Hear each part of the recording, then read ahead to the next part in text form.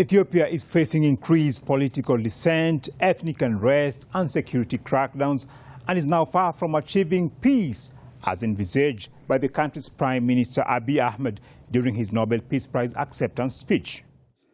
Over the past few months, Ethiopia has made historic investments in peace, the returns of which we will see in years to come. Hello and welcome to this edition of Africa Today. I'm Mubarak Kenya. And I am Sheila Nelima. In our program this week, we are discussing the rising political and ethnic tensions in Ethiopia. We're asking, what are the reasons for the current state of affairs in this Horn of Africa state? And in the second part of our show, we are focusing on Namibia's rejection of Germany's offer to compensate this Southern African nation for colonial-era mass killings. We shall also be having interesting news and events from across Africa, and later your social media comments. So stay tuned till the end of this week's edition of Africa Today.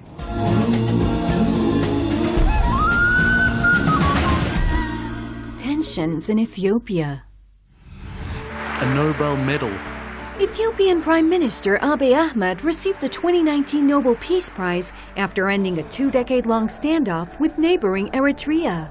However, Abiy has failed to reduce ethnic tensions inside his own country. He is facing political crisis triggered by the murder of a popular ethnic Oromo singer late June. At least 239 people were killed in the ensuing unrest, while over 9,000 opposition activists and protesters have been arrested. Ethiopia also postponed the eagerly awaited August elections, a decision that has further inflamed ethnic tensions in the country.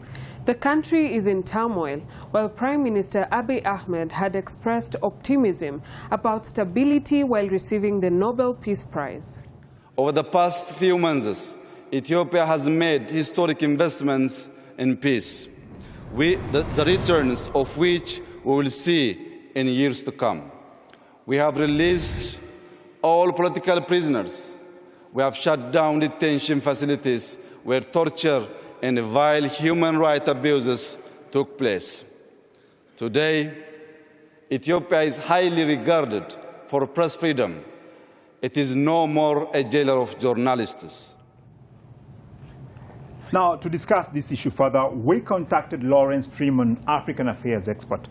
Thanks a lot for your time, Mr. Freeman. Now, our first question, was the decision to award Abiy Ahmed the Nobel Peace Prize misplaced, considering the fact that he has been unable to end ethnic tensions in Ethiopia? Prime Minister Abiy Ahmed deserved the award.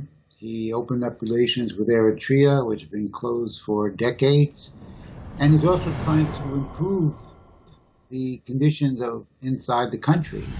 And he's actually formed a new party, the Prosperity Party, which is meant to unite all the different ethnic nationalities in Ethiopia behind one Ethiopian conception of one Ethiopian nation state. So I applaud and support the efforts of the Prime Minister in this endeavor. Prime Minister Abiy Ahmed has introduced political and economic reforms aimed at replacing the ethnic-based federal system with a more centralized state. Those reforms have ignited ethnic tensions and sporadic violence, while politicians in the provinces move to assert their authority. Now, in a bid to prevent the situation from spiraling out of control, Ethiopian authorities have been detaining opposition members and journalists. Among those detained was opposition activist Dejene Tafa. His wife has expressed disappointment over the country's stalled democratic process. We never anticipated the occurrence of this situation. We thought we had transitioned to a democratic system. Now, Mr. Freeman, what's the reason behind the simmering ethnic tensions in Ethiopia? The reason you're seeing the rise of ethno-nationalism today in Ethiopia is outside forces intervening to disrupt the country. Most people are suffering economically from a lack of electricity, a lack of jobs, a lack of food, and they mistakenly believe that only by getting their ethnic representative into government will they be able to be guaranteed a return of the services from the government. Essentially, it's a fixed pie and we have to get the bigger slice for our group, rather than a conception of an economic development that would expand the wealth of the country and deliver services to all the ethnic groups.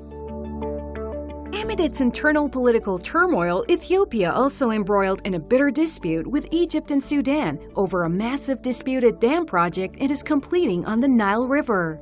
The United States appears to be clearly favoring its regional ally Egypt in the dam conflict. Consequently, the U.S. recently announced it is suspending some aid to Ethiopia over what it termed as the lack of progress in the country's talks with Egypt and Sudan. The Ethiopian Prime Minister is now blaming external enemies for the tension in his country. Let's take a listen. What our enemies want is that we don't finish the work that we've started. That the Oromo people, for this reason, fight, are killed, that blood is spilled, and that the journey that we started gets derailed. The Ethiopian Prime Minister has indicated that there is foreign interference and flare-up of ethnic violence in the country. What's your take on this? We're not talking about protests in a simple way. The protests in Ethiopia are very violent, and people are armed and fire at the police and other military forces. And who gives them these arms, who organizes them from outside the country is something that has to be investigated. And of course, the recent action by the Trump administration, which is utter stupidity, to remove funds from Ethiopia because they're trying to have a functioning dam, the Grand Renaissance Dam, which would provide electricity for the country, may also exacerbate tensions inside the country because it would slow down the economic development. And the Trump administration is very, very foolish for going ahead with these. Late June, Ethiopia's parliament allowed Prime Minister Abiy Ahmed to stay one more year in office after elections planned for August were postponed due to the coronavirus pandemic. A new date still has to be set, the country's democracy minister elaborates. This postponement of the elections has raised ethnic tensions in the country, with one of the federal regions moving ahead with elections which have been termed as unconstitutional. There appears to be no end in sight for the political turmoil in Ethiopia. What measures should be taken to ensure a lasting solution to the ethnic hostilities in Ethiopia?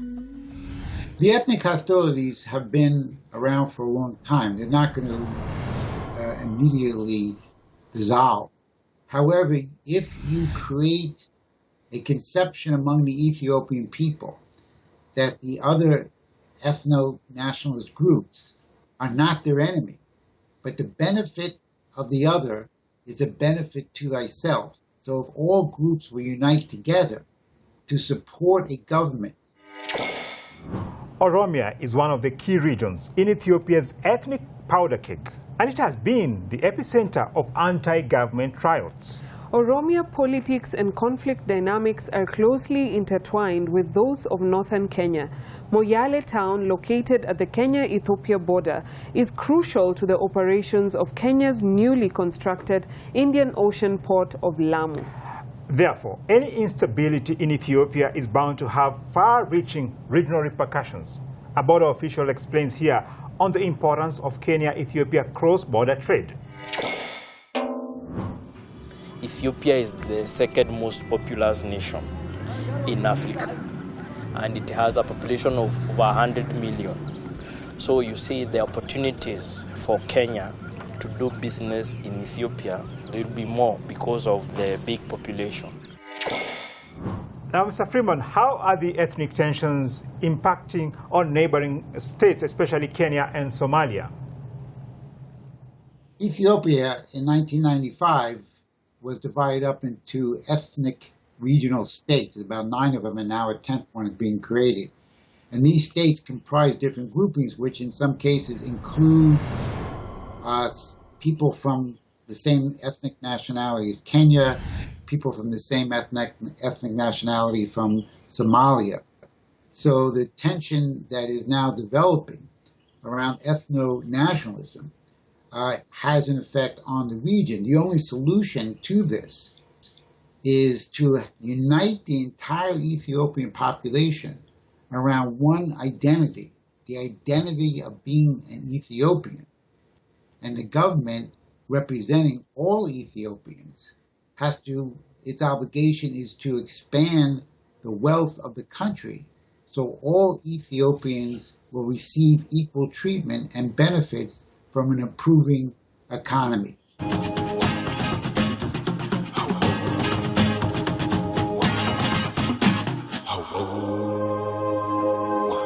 Welcome to this segment of our program where we'll be having news and events from across Africa. What do you have in store for us, Sheila, today? Thank you, Henia.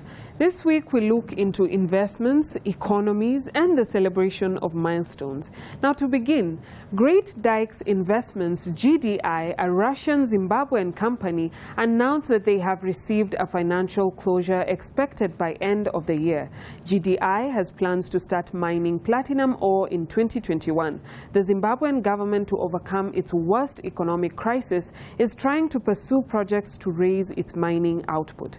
Now on to an economic analysis. Fitch Solutions, a consultancy firm, advanced that Mozambique could be the only Southern African country to avoid a recession this year. The firm anticipated that South Africa will have the weakest economic performance in sub-Saharan Africa, an estimate confirmed by the International Monetary Fund. Now, the Cameroonian government cancelled logging plans of Igbo forest. The decision had led to the conflict between the state and local communities over the dispossession of land and poor forest management. The government gave in to demands of placing the environment above development. Now, another economic move. Cote d'Ivoire began processing its cashew nuts to fight smugglers. Being one of the world's largest producers of cashews, authorities aim to provide a more developed processing industry to allow the country earn more from this venture. Now, Zanzibar celebrated concluding its Vision 2020 with success. The archipelago marked this milestone of development since its inception in the year 2000. Success was registered in the field of socio-economic and political achievements. Vision 2050 is now in play. Now, last but not least, the Eswatini Kingdom has resolved to promote domestic tourism. The government launched a campaign themed "A Wonder Awaits, Explore It." The Southern African Kingdom boasts of diverse and unique attractions. However, like most of its neighbors, the tourism sector has been severely affected by the global ban.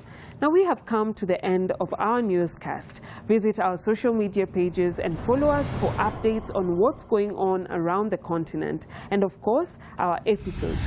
Do stay tuned for more.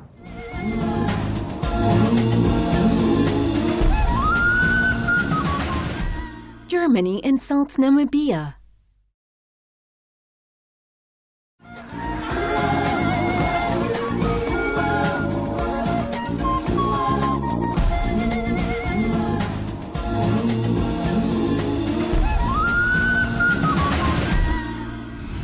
Namibian President Hage Geingob recently rejected Germany's offer to compensate this Southern African nation for colonial-era genocide.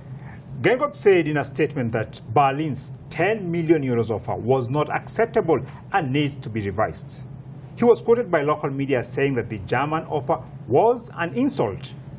German occupiers in Namibia killed tens of thousands of indigenous Herero and Nama people in 1904 to 1908 massacres, which historians have called the first genocide of the 20th century. Descendants of the survivors are now seeking $4 billion in compensation from the German government for what they say was an orchestrated campaign of extermination. We shall apply for what is called default judgment against the German government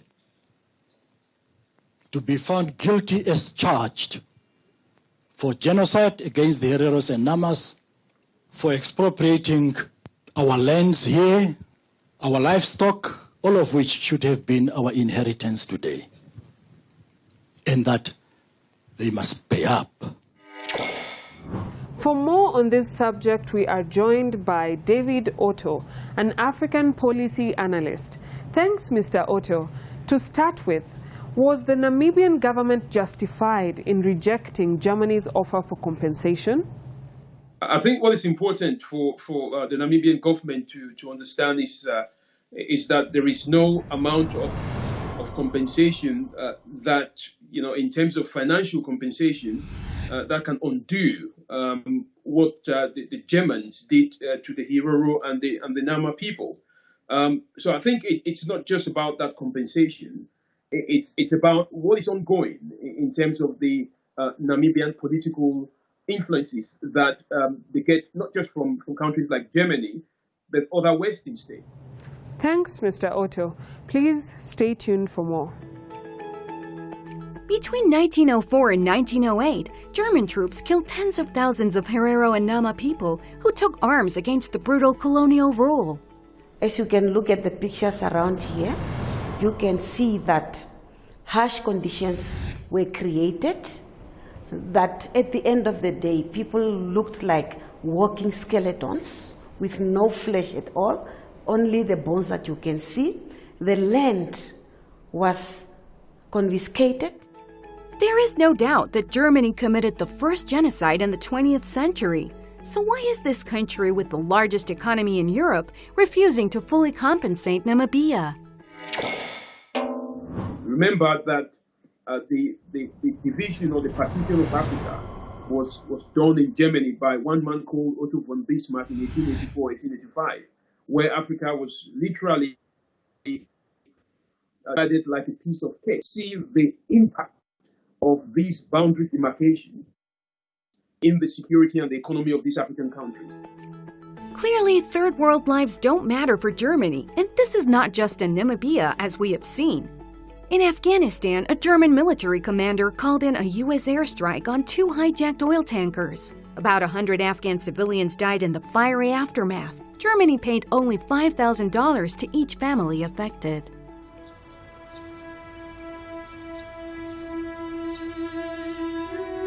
پیښه خو داسې پیښه وه چې 2 بجې د شپې د المانیانو طیارې په بم واچاو او دا خلک ټول سوي وو د تیلو لپاره چې یو ګیلن تیل کور ته راوړو. تقریبا 2-3 زره نفر نور راغلو تلو راتلو دلته تقریبا 100 نفر یا کم یا زیات. As you mentioned earlier, Mr. Otto, Germany has paid compensation to Jews for alleged atrocities by the Nazis, but refuses to pay for its crimes in Namibia and elsewhere. What's the reason behind these double standards? Some Western countries have taken, but simply because African countries have not been able to put their acts together and work as a unit, rather than working as individual countries to pursue these claims of reparation against countries like Germany. I think the African Union has to come up with a strategy whereby African countries must come together and demand, if at all, they want to, that they should demand for a joint reparation to which nations exploiting that. So these are some of the things which I think Africans should be demanding and asking for reparations for, far beyond just the limited amount that Namibia is asking from Germany. The call for reparations by colonized countries is gradually gaining international support. Addressing an international debate on racism and police brutality called at the UN Human Rights Council last June, Michelle Bachelet, the United Nations High Commissioner for Human Rights, urged countries to confront the legacy of slave trade and colonialism. Behind today's racial violence, systemic racism, and discriminatory policing lies the failure to acknowledge and confront the legacy of the slave trade and colonialism. To build a more solid foundation for equality, we need to better understand the scope of systemic discrimination with disaggregated data by ethnicity or race. Because when I met the group of experts of Afro descent, they will say in many countries they don't count us. And if they don't count us, we don't count. We also need to make amends for centuries of violence and discrimination, including through formal apologies, truth-telling processes, and reparation in various forms. Why are most colonial powers rejecting reparations and a clear, genuine apology for slavery and all other colonial crimes and atrocities? It's simply because these countries haven't actually left Africa. You know, they claim that Africans have been given their independence, so to speak. But they are being controlled financially from heavy institutions, which, of course, you know, are dictated by the Western nations. You know, most African countries, you know, they have their financial, especially the French African countries. The recent global Black Lives Matter protests have sparked demands for reparations among Black people, not only in America, but other countries colonized by Britain, Germany, France, Spain, and other colonial powers. Burundi and the Democratic Republic of Congo are now demanding billions of dollars in reparations from the long-term effects of the colonization of their respective countries. Mr. Otto, you stated that African countries should jointly pursue compensation from former colonial powers. How should this be done? I think the first thing the African countries need to do before they, you know, they actually go together and pursue this compensation is to actually develop their own mechanisms that they can rely on. You know, the African nations should build a common currency, for example. They should make sure that they have a common economic stabilization plan and make sure that their political institutions are not being influenced by Western nations. Thanks for that, Mr. David Otto, African Policy Analyst.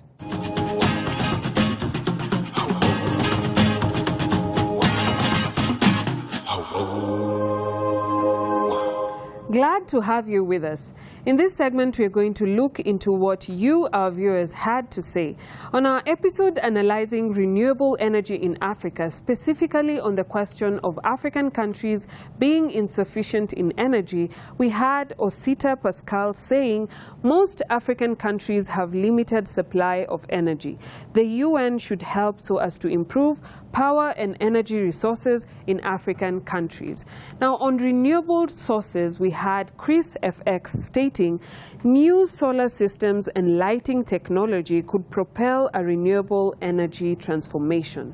Koech Cheruyot, quoting Greenpeace Africa, stated, a path to take. Renewable energy is the key to cheaper electricity in Kenya. We also had Shower Thoughts Bot adding, imagine if renewable energy to help with poverty in rural areas of Africa. We also had Energy News Africa stating, fossil fuels still get more investment than renewable energy.